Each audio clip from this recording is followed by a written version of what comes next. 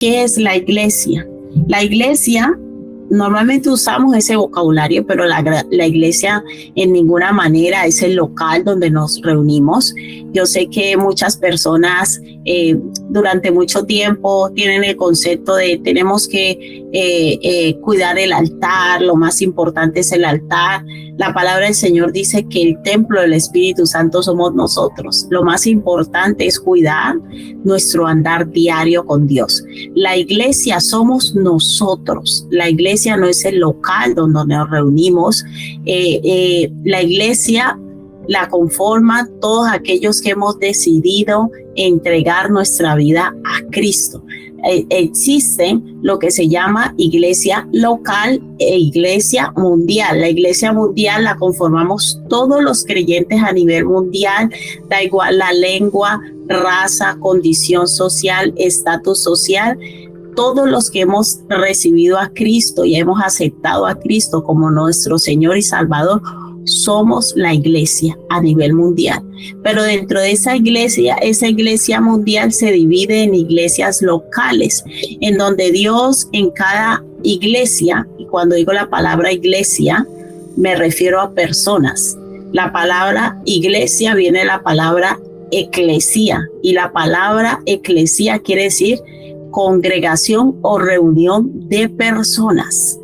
Nosotros somos la iglesia de Chiribella, Casa de Oración Chiribella, pero la iglesia no es el local, la iglesia somos todos los que asistimos allí. Nosotros conformamos el cuerpo de Cristo y conformamos la iglesia de Chiribella, Casa de Oración. Ahora bien, ¿cuál es la misión? ¿Qué sentido tiene la iglesia? ¿Por qué tenemos que reunirnos? ¿Por qué Dios dice y su palabra dice no dejando de congregarse como algunos tienen por costumbre? Como hemos enseñado antes, la iglesia tiene una función. O sea, yo no me reúno solo porque nos caigamos bien y porque nos amemos los unos a los otros. No, la iglesia que Cristo levantó, esa esposa, esa novia del Cordero, tiene una función. Dios permite que nosotros hagamos iglesia, o sea, que nos reunamos todos, pero con un objetivo, con una función determinada. Nosotros allí nos reunimos en ese lugar, es para aprender más de Dios, permitir que el Espíritu Santo nos vaya santificando, pero también irnos formando para hacer y cumplir la misión que Dios nos mandó. ¿Cuántos de los que están ahí sentados son iglesia? ¿Cuántos son iglesia? Amén. Si tú eres iglesia, dile al que tienes al lado, tú tienes una misión. Dígaselo, por favor. Tú tienes una misión. La iglesia, nosotros nos reunimos todos, es para cumplir una misión. Nosotros ya tenemos una misión no inventada, no de sabiduría humana, no porque a una persona se le ocurrió, no, esa misión la dejó Jesús a todos sus discípulos. Y dijo, por tanto, id a las naciones y haced discípulos. Si la iglesia deja de ser luz y sal, que es lo que vamos a estudiar hoy, si la iglesia deja de cumplir la misión que Jesucristo le mandó, deja de ser funcional, deja de tener sentido. Por ejemplo, en un país, el Estado tiene una función, supuestamente debe brindar una protección social. Yo me acuerdo siempre recuerdo esto, cuando yo estaba estudiando economía, y veíamos, ¿no?, los distintos modelos sociales y económicos a nivel mundial, y nos reíamos porque le decíamos al profesor, ¿por qué nos llaman tercermundista, no? Tú sabes que a los países de Sudamérica, en su mayoría, dentro de los grupos económicos o sociales, nos llaman tercermundista. Y me acuerdo una pregunta que le dijimos al profesor, pero ¿por qué nos llaman tercermundistas si nosotros aquí tenemos buenos coches, tenemos cosas buenas, casas bonitas, quizás tenemos cosas más lujos que otras personas? Hay personas en Sudamérica que viven mucho mejor que personas en Europa. Y yo me acuerdo que el profesor se rió y nos dijo, en eso son un poco ignorantes. A nosotros no nos llaman tercermundistas, no porque acá no hayan personas ricas, no porque acá no se viva bien, sino porque la gran parte de su mayoría, de su población social, no tiene cubiertas las necesidades básicas. El desarrollo de un país y de una nación no se mide porque hayan unos muy ricos y muy pobres y otros muy pobres. El desarrollo de una nación y se considera potencia mundial es cuando la mayor parte de su población alcanza a cubrir de manera no tan desigual sus necesidades básicas. ¿De qué estamos hablando? Que no vemos una diferencia social tan grande como se ve en Sudamérica entre ricos y pobres. Quiere decir que todos tienen acceso a educación, tengas dinero o no, que todos tienen acceso a médico, tengas dinero o no. O sea que el gobierno viene a cumplir una función social. Lo mismo pasa en el reino de Dios. O sea, nosotros como iglesia tenemos una función que Dios nos ha dejado. Entonces, si nosotros dejamos de cumplir esa función, dejamos de ser iglesia. Por eso Dios dijo, vosotros sois la luz y sois la sal. Como decía Josué ahora, ¿a quién le gusta comer una comida insípida?